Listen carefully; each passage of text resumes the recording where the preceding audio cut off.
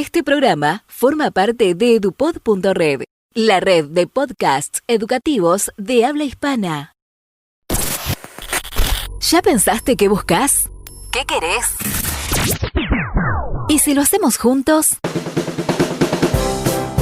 Bienvenidos a Ideario Educativo, el podcast que va a sumergirte en el mundo de la educación, poniendo en primer lugar la importancia de la misma en nuestra sociedad. Pensamos juntos el presente y el futuro de la educación. Aquí comienza Ideario Educativo. Ideario Educativo. Hola, ¿cómo están? Bienvenidos a un nuevo programa, a un nuevo capítulo, a un nuevo episodio de Ideario Educativo, este podcast que intenta trasladar la importancia que nosotros le damos a la educación a un medio de comunicación alternativo como es el podcast o el streaming de audio en este caso.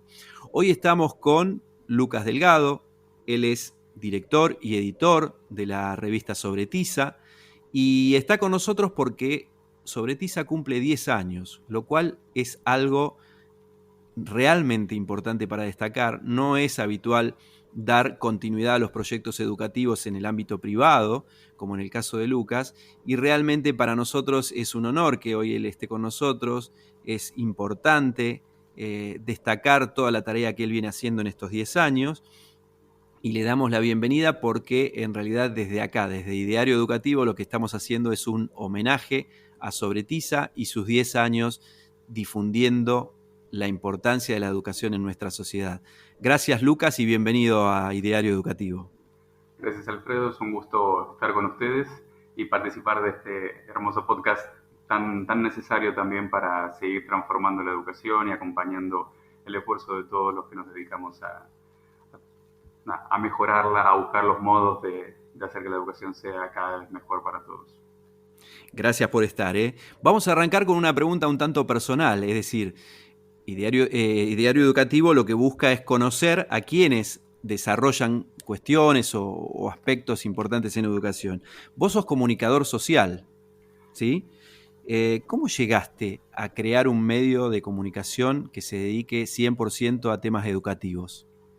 Mira, como te comentaba, es bastante particular el recorrido porque, en primer lugar, yo no me quería dedicar al periodismo y, puntualmente, mi formación secundaria es técnica. Yo soy maestro mayor de obras y es durante mi transcurso por la escuela secundaria y mi paso por el centro de estudiantes, a partir del liderazgo de ciertas actividades vinculadas a la comunicación, al intercambio con docentes, estudiantes y demás, empecé a tomar un gusto por este mundo, ¿no? Este mundo que hoy nos convoca, que es el educativo. Ya en los últimos años defino que no voy a seguir arquitectura como había pensado en ese momento y empiezo a tantear otras carreras como la psicología, la locución incluso, ya pensando también en el desempeño en algunos medios de comunicación. Y aparece las ciencias de la comunicación como una oferta amplia de contenidos y de propuestas que permitían, ir definiendo dentro de ese campo amplio de la comunicación algo en el que dedicarse, ¿no? Algo que nos inspire a transformar nuestra propia formación y dirigirla hacia las cosas que nos interesan. En 2008, cuando yo estaba cursando una materia, conozco a un colega, a un compañero que me dice que están buscando un redactor en un sitio de noticias dedicado a tecnología, nada que ver con la educación, salvo una sección en la que se dedicaban a hablar de todos los procesos de inclusión digital, muchos productos orientados al tema educativo, no sé, un proyector, una PC. En ese momento era el surgimiento de las netbooks. Y también fue una época muy interesante en lo que fue la política educativa, ¿no? Teníamos no solamente todo el trabajo que ya venía haciendo Educar desde hace casi 10 años en ese momento, sino también el surgimiento de los planes 1 a 1, el plan Ceibal en Uruguay, todo lo que fue el trabajo en Colombia, en Perú, o el EPC, ¿no? Entrando por toda Latinoamérica. Y en 2009, con Negroponte a la cabeza. Exactamente. Y en 2009 Argentina iniciando ese proceso de evaluación y piloteo o pilotaje de modelos 1 a 1 en el país, ¿no? Que después dan lugar a los programas de educación técnica primero y después a conectar igualdad. Entonces, en Sí. ese marco, el periodismo de tecnología me permitió acceder a un montón de personas y actores que estaban vinculados con esas políticas digitales educativas que estaban naciendo en ese momento, entre ellos, bueno, la que hoy ocupa la gerencia general de Educar, Laura Marés, Mariana Maggio, Ujú. desde Microsoft, digo, tantos otros que hoy son para mí unos padrinos o madrinas Ujú. que fueron acompañando el surgimiento de, desde ese periodismo de tecnología, hacer un pasito más y crear un medio propio. En su momento fue un blog de reflexiones personales en torno a los procesos de inclusión digital educativa, que Sí. luego fue derivando más en un formato de noticias, en un formato de actualización diaria, pero que obviamente tuvo en estos 10 años muchos formatos, buenas intenciones, muchos fracasos y al mismo tiempo mucho sudor y lágrimas para llevarlo adelante, ¿no? Por eso destacaba el tema de la continuidad. Digo, el hecho de que hayas logrado tener un medio de comunicación en el ámbito educativo que tenga 10 años de continuidad es cuanto menos heroico de tu parte. Y es todo un gran desafío. Realmente creo que independientemente de ser un medio educativo o no, nuestro país tiene una gran deuda en relación a los medios independientes y al modo de gestionarlos, ¿no?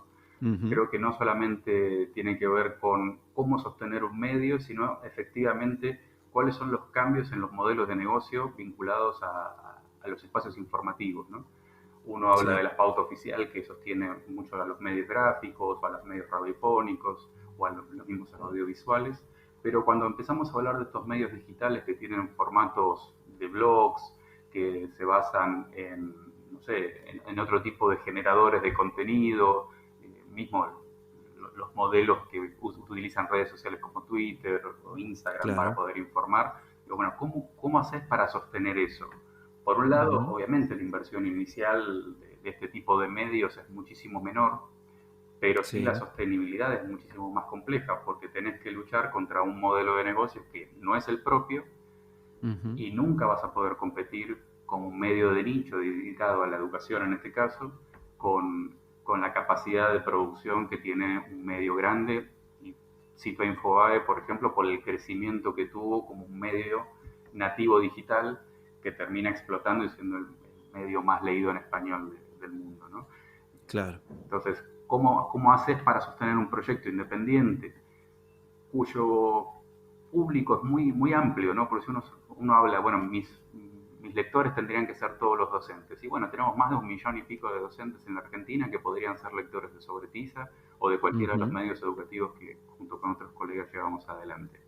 Y la verdad es que Sí. nuestras audiencias son mucho más chicas que eso, pero aún así tratamos de encontrar los medios para sostenernos y creo que en gran parte de, qué es lo que nos permite sostenernos y la posibilidad de hacer comunidad, de trabajar juntos, de Ujú. encontrarnos, a pesar de que incluso podríamos entendernos como una competencia, ¿no?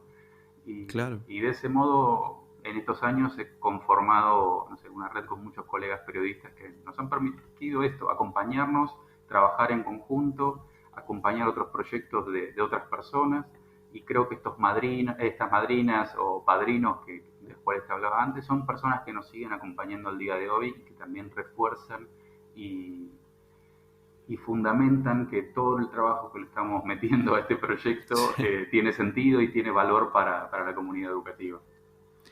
¿Cuál sería tu reflexión en estos 10 años? Vos acompañaste con tu medio de comunicación a la educación en estos 10 años y con sus evoluciones y con sus retrocesos. ¿Cuál sería la reflexión después de 10 años de ver cómo funciona nuestro sistema educativo y todo lo que está relacionado con el ámbito educativo desde Sobretiza? ¿Cómo lo ves? Mira, es una pregunta interesante porque así como Sobretiza tuvo muchos cambios en estos 10 años y yo al mismo tiempo también fui desempeñándome en otros proyectos, tanto del Ujú. sector público, privado y de la sociedad civil, al mismo tiempo hubo muchos cambios en materia de política y en materia de entender cuáles son las políticas pertinentes para la educación de hoy, ¿no? Estamos en un proceso de cambio muy importante. Antes hablábamos de los procesos de inclusión digital, pero en estos años tenemos la adecuación de todo lo que fue el sistema educativo a la nueva ley de educación nacional, el resurgimiento de las escuelas técnicas en el 2005 con la ley de educación técnico-profesional, el despertar de nuevas maneras de enseñar, por ejemplo, la matemática, las prácticas del lenguaje. Digo, estos 10 años han sido extremadamente desafiantes para la política educativa y por ende también para quienes seguimos cada uno de los temas. Uh-huh. Realmente, si me pongo a pensar en qué es lo que ha pasado en la educación en estos 10 años, realmente estamos en un estado de exploración que por el momento no veo que haya tanta claridad en cuáles son los puertos a los cuales tenemos que llegar. Uh-huh. Y eso tiene que ver con varias cuestiones. Como decíamos antes, la variación de los objetivos de la política en cuanto a cada uno de los colores políticos que ha gobernado cada una de las provincias, que parte definen las políticas locales, y también en nación, que a pesar incluso de algunas continuidades en materia de gestión, se han dado vueltas políticas, el tema del presupuesto, el tema de las políticas docentes, hay tantas cuestiones que hoy tenemos por resolver que en algunos casos han avanzado un montón y por otro lado hemos retrocedido en otras cuestiones que me parecen súper valiosas, sobre todo, por ejemplo, pensar la carrera docente, ¿no? Cómo revalorizar la tarea del docente, cómo apostar a una formación continua que permita dar respuestas a los desafíos en materia de contenido, de cambios de diseño curricular, de agregado de nuevos contenidos obligatorios, como pueden ser los NAP de educación y robótica. Uh-huh. Entonces, desde Sobretiza vemos todo eso, ¿no? Hablamos con gente de la región que también nos invita a reflexionar sobre otras cuestiones, y lo que vemos es que a veces las preguntas, sobre todo lo vemos con otros colegas de educación que entran más tarde o más temprano, ¿viste? Como que nos vamos comparando en las preguntas y decimos, ¿estamos haciendo las mismas preguntas que hace 10 años? Seguimos preguntándonos si la tecnología puede aportar algún tipo de valor a las prácticas de enseñanza y a los procesos de aprendizaje en la educación. Creo que es una pregunta que deberíamos ya haber superado. Creemos que es muy valioso, pero siempre y cuando tengan un proyecto pedagógico detrás que le dé sentido y que permita hacer que ese acceso a la tecnología sea lo más equitativo, igualitario posible, ¿no? Claro. Vos estuviste en este tiempo y seguís teniendo contacto con tomadores de decisión. Yo en su momento hablaba con el gran Juan Carlos Tedesco y le preguntaba por qué en la Argentina, no sé si en otros países, pero en la Argentina en particular, no podemos tener como política de Estado la educación. Y Juan tenía una reflexión muy particular sobre por qué eso no se daba. ¿Vos creés que la política de Estado es posible en el ámbito educativo en la Argentina, o crees que es una utopía que nunca vamos a poder concretar? Creo que independientemente de lo que es o de lo que queremos que sea, tiene que ser algo que nos motive a levantarnos todos los días y luchar por eso, ¿no? Creo que hay que encontrar esos consensos. Si hay algo que caracterizó estos 10 años de Sobretiza es que no hemos sido partidarios de ningún color político. Hemos estado cerca y dialogado con todos en sus diferentes gestiones. Incluso en algunos casos nos tocó hablar con nuevos funcionarios que entraban y que criticaban políticas que en realidad estaban desconociendo sobre el impacto que habían tenido. Entonces es muy fácil criticar en Argentina qué es lo que el otro hizo o no hizo. Pero si no apostamos todos, cada uno desde su lugar, desde el lugar que ocupa en el sistema educativo y en la ciudadanía en general, en apostar esos consensos, si no podemos lograrlo, si no podemos levantarnos con esa intención de querer que las cosas mejoren, vamos a ir por estos caminos sinuosos que nos hacen parecer que estuviéramos avanzando y retrocediendo al mismo tiempo. Sí, es cierto. Vos este año, con motivo de los 10 años de Sobretiza, lanzaste una nueva edición llamada 10x10. Contanos un poquito en qué consiste y cuáles son los objetivos que buscás con ella. Perfecto, te cuento esa colección. Sobre tizas somos pocos, primero vamos por ahí, ¿no? A ver. Durante estos 10 años yo me asocié con diferentes personas que fueron, bueno, entrando y saliendo del proyecto con diferentes roles Sí, y demás. Entonces siempre el proyecto, el lineamiento general terminaba siendo muy, muy solitario en algún aspecto, ¿no? claro. Cuando el año pasado yo me dedico exclusivamente de lleno y apuesto por el periodismo y además la consultoría en comunicación, que también es otra de mis patas laborales, de manera Sí, independiente. Digo, no podemos dejar los 10 años de Sobretiza sin ningún tipo de hito particular, sin ningún tipo de generación de contenidos especial para ese momento. Y ahí surge la posibilidad de hacer 10 especiales temáticos, ujú, pensando en cuáles son las tendencias o cuáles son los temas que están impactando fuertemente en la educación hoy. sí, Hay muchas cuestiones que quedaron afuera, no porque no creamos que impacten, sino porque tal vez tenemos menos conocimiento sobre ellas. Por ejemplo, la educación sexual integral es un tema que no entró, pero creo que debería haber estado. Y claro. creo que tal vez va a ser algo que abordemos el año siguiente, ¿no? Ujú, Pero en esta colección decidimos eh, evaluar y dialogar con diferentes referentes que nos permitieran enriquecer nuestro conocimiento y el de los docentes y de todos nuestros lectores sobre determinados temas. Empezamos hablando de cómo cambió el mercado de tecnología vinculado a educación, cómo creció en estos últimos años. sí, Seguimos, bueno, ya en ese momento nos apareció la pandemia y realizamos un especial concretamente dedicado a los impactos que estaba teniendo la educación y cuáles eran las visiones de los pedagogos y especialistas en educación de la región argentina y también sí. algunos globales sobre lo que estaba sucediendo y cómo podía impactar en la educación. Después seguimos con la educación y la robótica y la programación, la enseñanza de todo lo que es el paradigma STEAM, ¿no? De Ujú, ciencia, tecnología, ingeniería, arte y matemática. sí, Avanzamos con el desarrollo de videojuegos y propuestas de gamificación en la educación. Las nuevas narrativas fue el último que lanzamos. Y hoy estamos trabajando sobre la educación técnica y la cultura maker, pensando en qué es ujú, lo que nos aporta el hacer, el aprender haciendo en esta nueva época. Tenemos después previstos trabajar más sobre educación superior, bueno, cómo se están transformando las universidades para dar respuestas a los desafíos del presente y del futuro. También vamos a abordar la educación rural y el desarrollo local, ¿no? Cómo la educación parte claro. de un territorio y trabaja en pos del desarrollo de ese territorio. Y por último, eh, vamos a abordar la cuestión de la educación para la sustentabilidad, que es, bueno, está dentro de los marcos de la Agenda 2030 y los Objetivos del Ujú, Desarrollo Sostenible, pero que es mucho más que el cuidado del ambiente, ¿no? Entender a la sustentabilidad como una propuesta más integral que muchas veces entendemos solamente como las prácticas del reciclado o del claro. cuidado de lo que tenemos ahí. Bueno, no tires la Sí, basura sí. acá, tirarla allá, o reciclar, guarda el aceite en tal lugar. Bueno, es mucho más que eso y creo que el Ujú. mundo necesita mucho más que eso. Entonces, la educación en cada uno de estos temas pasa a ser central para saber cómo cambiar y hacia dónde ir. Es realmente interesante la propuesta. Contanos cómo pueden hacer los docentes o quienes estén interesados para bajar esa colección de 10x10.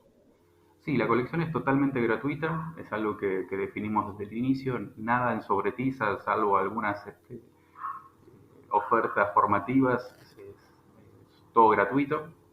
Así que lo Sí, único que tienen que hacer es entrar a www.sobretiza.com.ar y en el menú van a encontrar una opción que es Sobretiza 10x10, que es el nombre que lleva nuestra colección, y ahí van a encontrar el enlace para descargar cada uno de los especiales que estuvimos lanzando. perfecto, perfecto.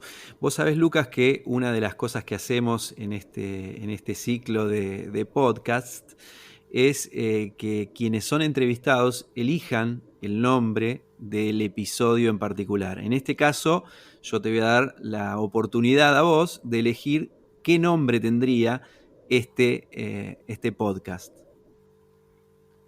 Mira, para elegirlo, tal vez voy a ir al primer nombre que tuvo Sobretiza, A ver. era Caminando Sobretiza. Tenía un nombre un poquito más largo y al mismo tiempo implicaba un proceso, ¿no? El ir caminando sobre tiza era